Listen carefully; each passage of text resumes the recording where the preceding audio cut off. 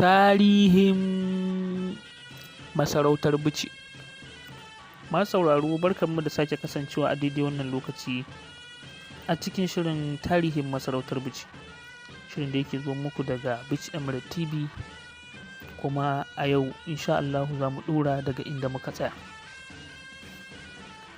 Bayan sarkin Fulani Abdullahi Gwargel ya tabbatar da kafuwar Bichi da kuma ganin duk garuruwan da ke kusa suna tasowa suna gina gidaje tamkar yadda sarkin Kano Muhammadu Dadi Ɗanbawa ya ba da umarni, wanda kafin lokaci ƙanƙani garin Bichi ya fara ƙasaita, amma daga baya wasu daga cikinsu da suka fahimci yawansu da yawan dabbobinsu ya fi ƙarfin su zauna wuri guda,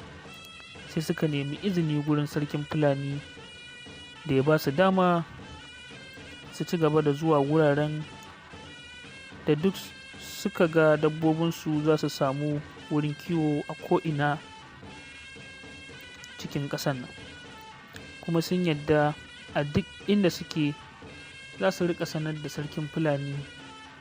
ma'ana za su rinka sanar da shi zuwansu da tashinsu da inda suka koma a kowane lokaci. Wannan ce ta sa lokaci mai tsawo a inda duk Fulanin daneji suke babu mai karɓar jangali a hannunsu sai sarkin Fulanin Bichi.